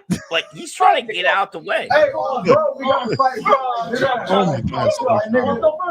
Yo. No, see, you got fucking shit on, bro. Everyone's acting like the vomit's hot lava. We can't move. The vomit's hot lava. Okay, well, Jason, you were in a band for a very long time. Let's not act like you. Well, I can't say you. Yeah, never. You don't. God, and this is what kills me. We're such great friends, and you have no tales of debauchery compared to mine, and it makes me very upset. It's different. Mine is different. Mine's just stupid things that because I'm like, yeah, dude, I would go out and drink for 95 fucking hours straight and just like throw up and almost die, and you're like, oh, I played in a band, never did it, never did it, because I don't want to throw up on people in a bathroom and get the shit kicked out of me. Yeah, well, thanks, bro. I did it, and I was not in a band or played an instrument. God, you're like the worst. You're like the worst best friend ever. Man, look at this dude. I know. Look at vomit on my hands. Oh, bro, this nigga, You fucking with shit, bro. Look at my fucking shit. okay, keep in mind that one dude has a diabetes monitor on his fucking tricep. Why are you out drinking? He stopped giving a fuck a long time ago. Okay, no, bring up that blonde girl in the orange jumpsuit. Let's Wait. just fucking. Oh no, see I her. got Prison Connect for you. I got so much Prison. No, Connect I want to see that one though because she's hot. Oh god damn! Get married. Get off me, bro. Take it out of here, bro. She's in a green screen onesie. She's an extra in an Avengers movie and just beating the shit out of people. This is a video. I don't know what it is, but there's a dude who is sagging in skinny jeans and he's walking away from a house. He's a black gentleman. And Jason, then a white funny. The guy who bought the stolen Corvette. Did he look like this gentleman? Oh, dude, he sagged in skinny jeans and yeah. Sagging in skinny jeans with your, which I don't understand why. Jason and I grew up in a time frame where when you sagged, the jeans kind of bunched up as you went down. Yeah, they were baggy. Yeah, they weren't skinny. And you had a long shirt to cover it, but this dude has his shirt. He wants you to see that he's sagging in skinny jeans. It's because he's wearing like fancy drawers, is what it is. His dick is probably hanging out of the front of his drawers like Gonzo's nose. That's the only reason why you would sag in skinny jeans if you're like, hey, I got a lot of dick and it's hanging out in front. Look at this. It's honk it, bitches. out there. Yeah. But this woman runs after him. She is literally an extra on an Avengers movie, beating people's asses as she goes. She's got a neon yellow onesie. Or Jason, that's green. That is neon green. That's not yellow. You always taking my shit. Get off of me, bro. You want no. I don't. One more time. That's green, Jason. Are you colorblind? Is it green? It's green. Kush looks at her Aeon flux wear. Yes. She's green screening this shit, man. I've never seen a woman get that much air and then miss. That was a good one. Hold on. A lot of people are going to have Friendsgivings. I need these people that are doing this one to invite Mac. I hate Friendsgiving. I'm Sarah, and I made the mac and cheese. I won't eat it. My name is Kiki, and I made the honey butter cornbread and the honey butter. Yes. Hi, I'm Sierra, and I brought the shrimp kebab. And the fish. Yes. Hi, I'm Amanda, and I brought sushi. Thank you. Hi, I'm Palace, and I brought the cupcakes. I'm Amelia, and I brought cheesecake. I mean, cheesecake. I'm here, and I brought the ham, honey glaze, baby. And she made the table. Yeah. Yes. Would you go to that Friendsgiving, Mac? Fuck no. Eric says smash. He just said smash. DC, of course, Eric did. Dude, I'm gonna tell you right now, bro. No. The protein is gonna be dried out to fuck. Wow, you saw them. It looked great. No, it did not. The honey glazed ham looked delicious. She bought it from Honey Glazed Ham Corporation. McRub says, I saw this video. Jason's algorithm is contagious. McRubs, yes, he told you that already. He fucking literally told you, I'm going to infect your algorithm. Okay, this freestyle could have been the greatest white man rapper of all time. And the police department in this city cost us a gym. But here it is. Kush said, give me those skinny pearl mix drinks. Show for me, baby. I'm a white boy. White trash motherfucker. What happened to him? They tased him in his ass. No shit, he just fell back like that? They tased him in his ass.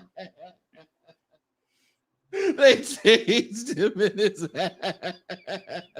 Wait, watch this again, Mac. Watch this again. Keep putting on the show for me, baby. I'm a white boy. White trash motherfucker. I'm a white boy, white trash motherfucker, and you get tased and just fold. Just fold. Red Dogger said it best. In Detroit, we just call that. That dude got tased in the ass, which is fucked up. But we have no idea what he was doing. He's obviously drunk. That motherfucker did not get tased in the ass. He got tased front forward and then fell. Someone's uncle is going to do this in Thanksgiving, and it doesn't matter what ethnicity you are. This is going to happen. Oh. Why you leaning like you the king of the block? Oh my God, dude, that guy fell. Jason, why do you show me this shit? Because that's bad. Virtuoso said Brian Daboll took Ozempic after he got fired. It did look like Brian Daboll. Wait, let's go back to Brian Daboll freestyling. So here's a video of Brian Daboll. You did not. You found a video. Here it goes one more time. Keep putting on the show for me, baby. I'm a white boy. White trash motherfucker.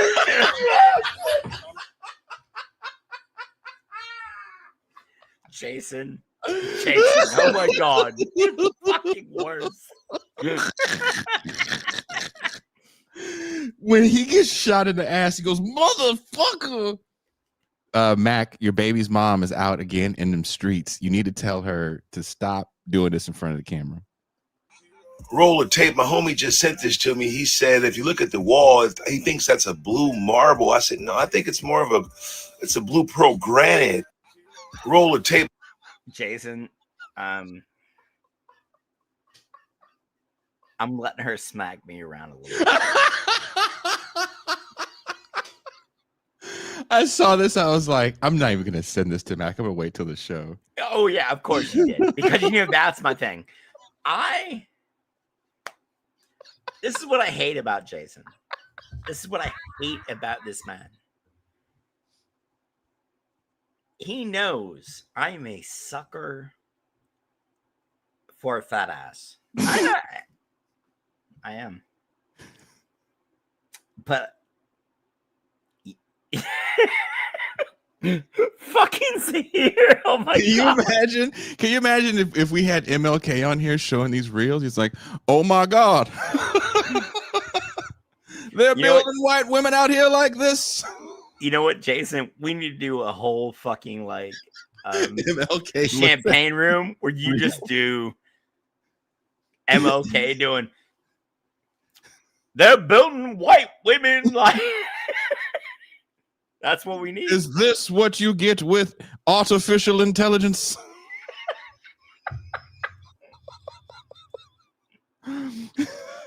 I say God bless progress. Amazon is fine. Can you imagine? Wait. So this is a clip. Okay, first off, that woman's ass is to die for. It's a lot of ass. God. Roll of tape. My homie just sent this. Yeah. I mean, he's saying it, roll it. But because he's talking about the joke was that, he's talking about. Yeah, I get that. But like that is. It's a lot. It's a lot. It's a lot. I like it. It's a lot. And I knew you would. Zahir said, I've been to the mountaintop. Eric said, Red says, Eric, wait, she has a face? Oh my God. You guys are horrible. You men. There was a show that was called Beyond Scared Straight. And there are these times when people tell you the things that they've done to go to prison, and you try to keep a straight face, but inside you're like, that's frightening. And this dude telling this child what he did to get there, and the guard's face is even funnier. Are you throwing this up? Look. What I'm in here for. Shot out of her 7 times in the name of love. Set her ass on fire in a car. You hear what I'm saying? Yes, sir. If you can't hear me, he says, I shot her ass 7 times in the name of love, and then I set her ass on fire. And the kid is just like, and the guard's like, you need to get this Negro out of here because he's crazy. You have to get this crazy Negro out of here right now. Someone says this show is the solution to the male loneliness epidemic. So I saw this video. We had watched it a while back. There's this dude, and everybody sees a conclusion of the video where he gets put in a position that no person I've ever seen has been put in after a fight, where he is on his back with his legs spread, and the person beating him up is sitting on him, pushing his feet by his ears. So this guy's essentially fucking another man. Yeah. Here it is. Show me how you finna jab on. As long as I'm like this and I got my chin tucked, and as soon as he throw, I'm gonna counter punch him. And guess what? As soon as he step wrong, I'm stepping on his foot. Over with, I'm gonna knock his wife. If you're talking this much shit about what you're gonna do before a fight, there's a good chance you may end up like this man.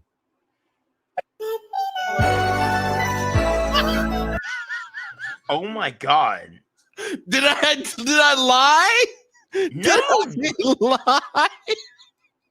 Jason, why do you say why? Oh my god.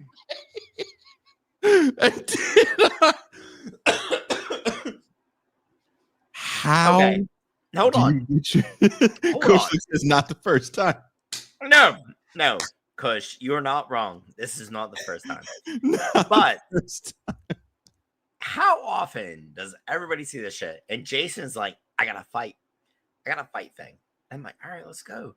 And it's literally just two dudes fucking essentially. But he's got both ankles up. Just yeah. He's in the Jason. What the fuck is wrong with you, dude? Everything. I mean, you want me to start listing it off one by one? Shit. This is a list. I should know this. This is a list of things. Not all of these are funny, but the first one I thought I was like, well, no, I won't play that one. That might be a little too much. Virtuoso said it best. A spread eagle type of beatdown. Spread him wide the fuck open. Dude, he did. He just was like, let's go. Like, I've never seen. Jason emailed his friends a live link in 2012. Prairie. Your teeth so yellow every time you close your mouth, your stomach light up. Your mama so ugly, they filmed gorillas in the mist in her shower. Your mama pussy smell like hot dog water. I could have helped you notice your knuckles were straight. Did you walk here? Honey, who told you that was food? But whoever sold you that shit fooled you. I would have been your daddy, but the gorilla in front of me didn't use a condom. Your shoes so cheap, you click your heels 3 times, you end up in a crack house. I seen heads on a pimple better than that. You're gonna be really pissed off when you find out I'm your real father. I knew you weren't gonna be shit. That's why I left.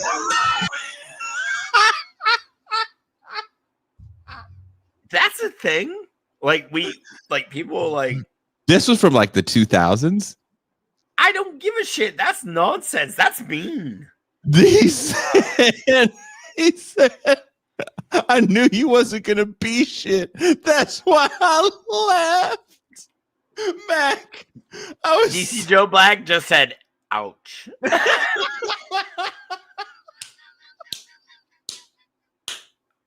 Dude, that's like Wilmer Valderrama doing like the bullshit talk show on MTV, but like at a he did level. Have a bullshit talk show where was it called Snaps? Was it called Snaps?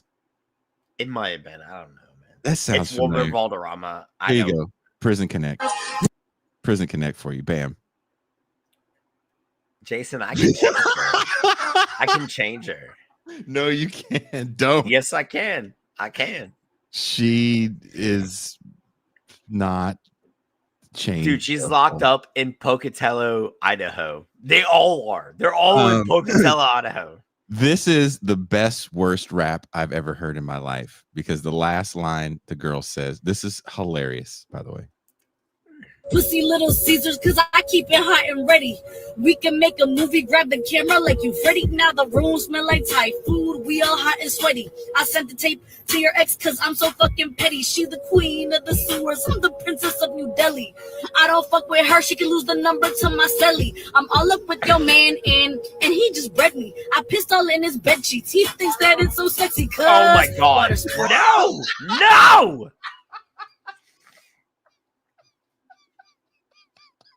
Jason, why would you send this?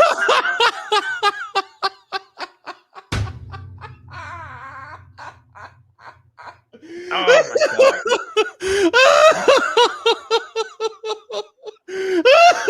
That is the fucking worst. Bro, that's the worst. Mac, I heard that rap. I was like, they're just trying to say the most outrageous shit ever. Dude, I literally told you about my friend like pissing on my fold-out couch. Yes, you know, like she did it because she heard this verse. Okay, here's the verse. Here she has another. Graduated with some cum on my lottie. I'm trying to find someone to come on my body. Don't fuck with me, I got a gun in my Gotti. I'm stacking bands, bitch, I'm rich like I'm Roddy. Me and your man, we about to kick it like karate. Bitch, I'm lit and I ain't talking about the volley. Put a finger in my mouth, damn, I'm feeling naughty. Finger in my butt, I pull it out, I got some potty. Damn, I didn't mean that.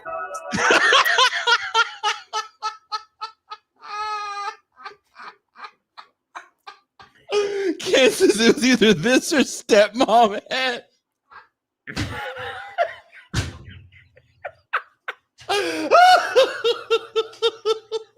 Okay.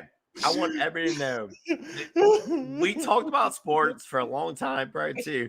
This should not be the stepmom porn thing you go into. Like, should not be it. Prairie says unsubscribe. Unsubscribed. Her last line was, I didn't mean that. Wait, one more time. No, do not play. Can you just ignore the last part? I graduated with some cum on my lottie. I'm trying to find someone to come on my body. Don't fuck with me, I got a gun in my Gotti. I'm stacking bands, bitch, I'm rich like I'm Roddy. Me and your man, we about to kick it like karate. Bitch, I'm lit and I ain't talking about the volley. Put a finger in my mouth, damn, I'm feeling naughty. Finger in my butt, I pull it out, I got some potty. Damn.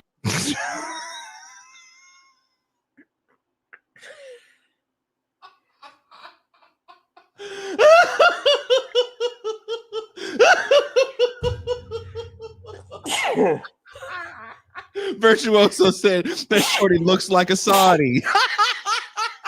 Hey, Jason, this is all your fault. This is. Oh my God. Bless you. Salud. Thank you. Yep. Coach looks at this is why Trump won.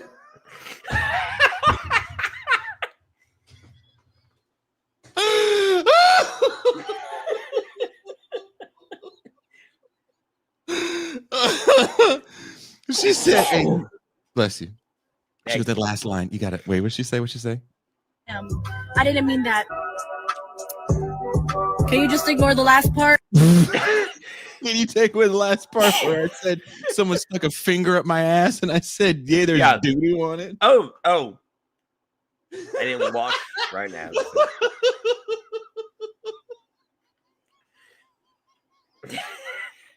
The fact Kush said this is why Trump won. Do you guys understand when I'm finding these videos? Bless you. I'm having these like deep conversations, or I just got done like writing this Jason script. does all the time, because what he'll do is he'll send me like some commie shit, right? Like straight up commie shit. Like, how do we fight this? And then I get Prison Connect stuff. And then I get this. Holy shit. Oh. Thank you. This is what Jason does to me. Like, I'm trying to be serious. I'm trying to like have actual conversations. And then he's like, all right, let's do this. Let's talk about it. Let's do this. And then I get this wildly ginormous titty girl from Prison Connect in her orange prison jumpsuit. Like, talk to me. Like, it's just fucking nuts. Here's one for you guys at home. It's Thanksgiving, and this is what you want to come when you go to your in-laws. Well, Red Dogger said it best. Prison Connect is how we fight them. Here you go. This is for oh my God, Jason! What the fuck?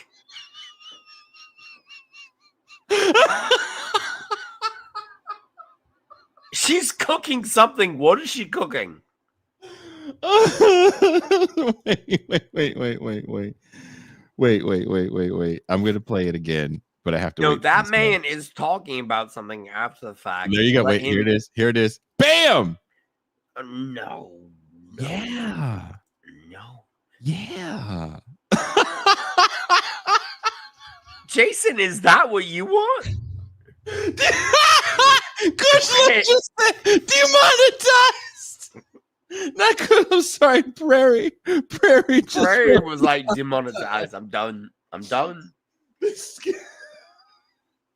Drea says, Mac, you did say you like a big ass. Hey, Drea, I do, but like that. She's in the kitchen, Drea. She's in the kitchen. She's cooking. Oh my God. Virtuoso says back shots are going to sound like construction. Oh my God. Dizzle says, bro, I just clicked on this. What the hell is wrong with Jason? I mean, Dizzle, you know what's wrong with Jason. You know what's Drea wrong goes, with this. it is not very sanitary. Drea, you are correct. Because she's farting all in the kitchen. One more time. Bam. No, Mac? No, this is wrong. This girl is 10 shades. Girl? She stopped being a girl in the 70s. This is a grown-ass fucking woman. Jason, you are the worst fucking person ever. I love you. You know I would take a goddamn bullet for you. Yeah. But your algorithm has just fucked me up. I've been seeing this video a lot, and I want to know what you would do in this situation. This is a New York subway, and somebody is going to pound town. This is it for me. Look.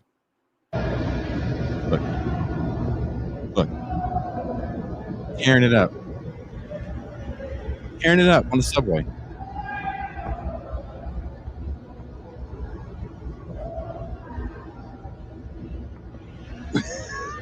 What would you do if you saw that? What the fuck is going on? He's going to Pound Town. That's Pound Town? That woman is that's her legs on his shoulders. That? Yeah. It's hard to tell. Maybe I think maybe because it's so small on the screen. That's what she said. Bro. First off, I'm not Eric gonna said, just let him work it out. First off, I'm not giving anybody shit for what they do on their own dime. I don't care. I don't. But like, I mean, that whole video, like, we know what's going on. Mac, if you won a boxing match, would you ever do this? Oh! And down goes Sean! B-Dave! Flatline! No. No. I won more than a loss, but I never did that. I'm not.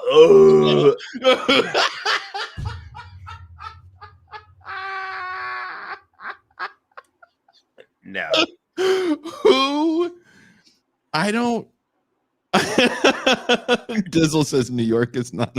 Eric says that's. No, man. I don't.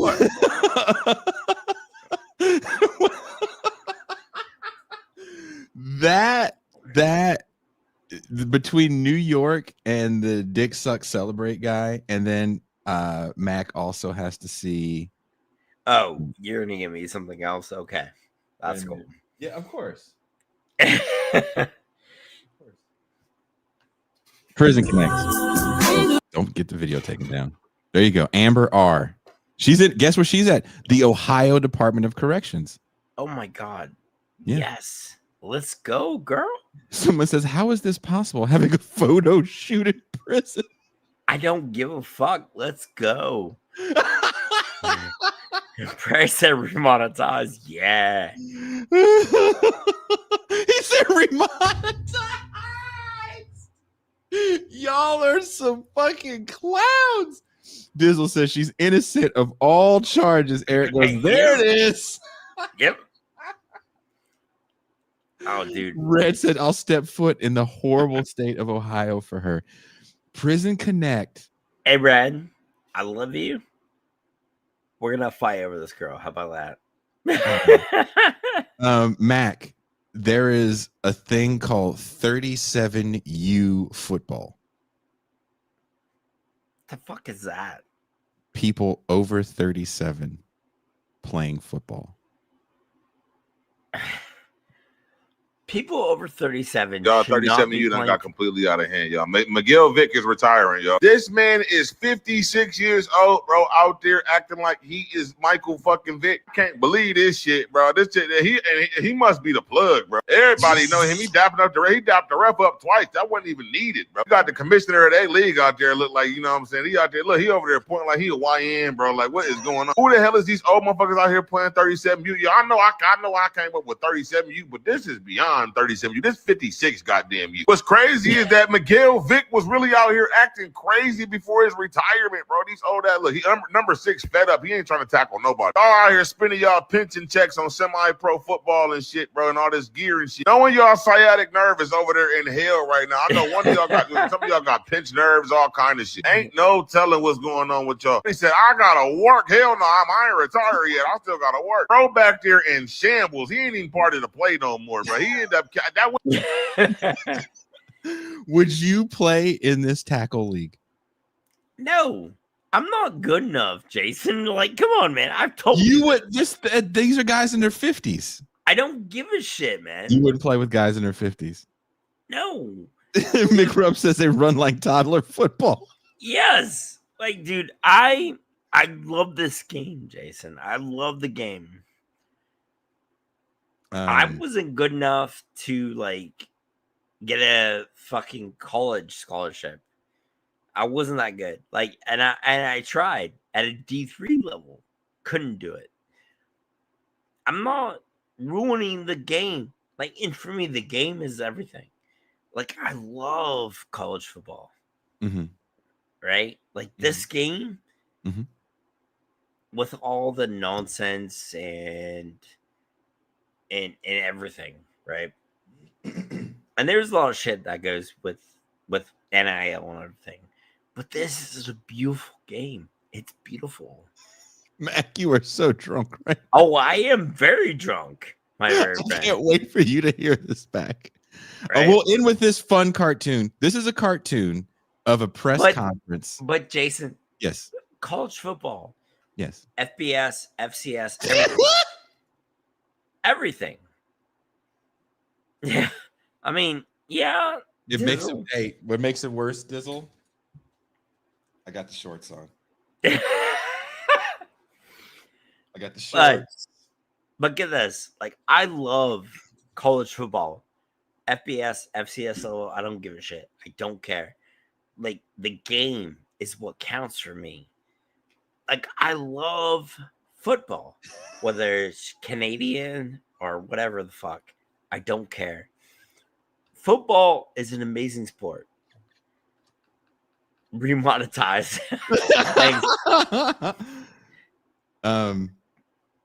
Only Marxists. Wait, Mac. You have to, Mac. I'm glad you're sitting down because every time I've watched this, I fell out. This is a cartoon of a press junket for Donald Trump's White House. So here it is. Enjoy. Does the White House have a response to these new Epstein emails that show that Trump, yeah, he did it. Who? Trump did it. Did what? He did everything you guys are thinking he did. He and Epstein? Yeah. Mm-hmm. You're not denying it? Nah, fuck it. And also we killed Epstein to keep him quiet about this whole thing. Which was obviously a waste of time, but, you know. Hindsight's 20/20. Hindsight's 20/20. Wow, I didn't think you'd come out and Okay, so now that that's out of the way, we're so excited to announce that Trump is going to pardon 5 turkeys this year instead of just 1. But we were just as a kind of joke because he's been doing so much pardoning of like criminals. That's pretty good. Yeah, Wait, that's funny. That's turkeys are funny. Just move on. Funny is this Epstein thing. Yeah, nothing's going to happen with that. Trust. But this is why would beyond. Nah, it's not. But the Democrats, they might. No, they won't. Look, our people are still going to support us no matter what happens. And the Democrats, look at me, and the Democrats are still just going to do infighting about how the progressives aren't trying to understand where the right is coming from enough. And everything's going to go back to normal. So just don't worry about it, you know? Let's just talk turkey. It's better that way. Let's all just talk turkey. Okay? Okay. Why? Also, Trump might have gone down on Bill Clinton. Turkey.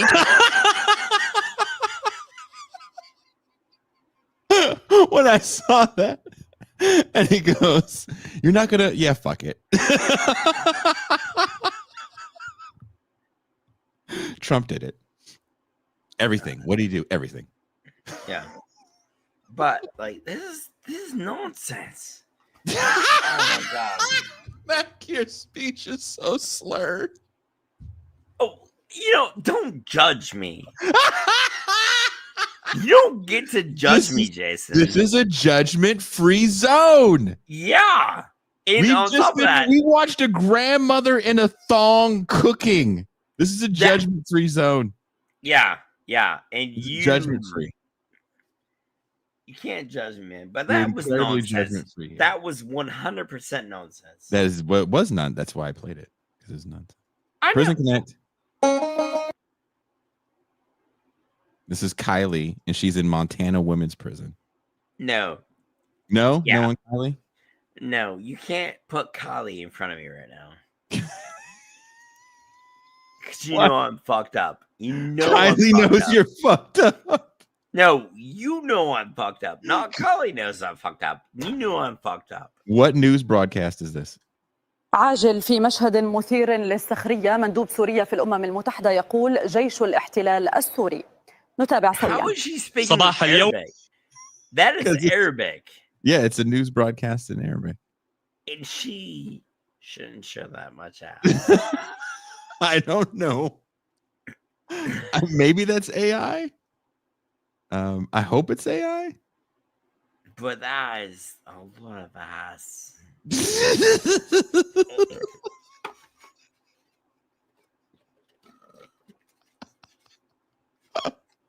Oh no, it is a lot of ass. It is a lot. Yeah, that's a lot of ass. I'm going home now. I'm literally gonna flop in my bed right now. One more Prison Connect. Oh, Christy E is in Wisconsin. No. Oh my god, that girl. Oh my Jason, god. you are the absolute worst. You're my best friend in the goddamn planet, but she's trouble. She's trouble. Well, she's in prison. So yes, that is correct. She's trouble. And I hope you guys enjoyed another episode of Jason Ruins Your Algorithm. First off, Jason didn't ruin your algorithm. What he did was just do his thing. Because Jason is a gem. Thank you. He is. Prairie says Mac is thinking his car keys look pretty cool, right? Hey, Prairie, I'm at home, so I'm pretty good. All right. Thank you guys for hanging out with Mac and I on this incredible journey. I love you guys all the time, every day. Yeah, I get kind of tipsy, and I'm not gonna apologize for that, but I love you guys. Mac says, I'm going home. Mac says from his own apartment is legendary. But I love you guys, man. You guys come out every Wednesday. Like, you guys fucking are phenomenal. So thank you for coming out for our show. Like, yeah, thank you.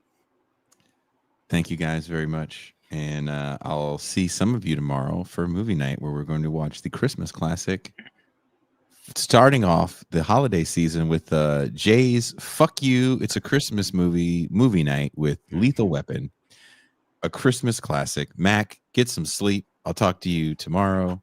I love you like a play cousin. Everybody else, have fun. Oh, don't yell at your family. They're probably going to say stupid shit, and there's going to be one. Mac just fucking hung up. How funny is that? He just fucking hung up. That's how I couldn't even play the goodbye music. Someone's going to say something stupid to you about the Epstein files, or fuck it. Fuck it. Just fuck it. It's not time. That seems like such a waste of time. Such a monumental waste of time. And on that note, I'll see you guys tomorrow.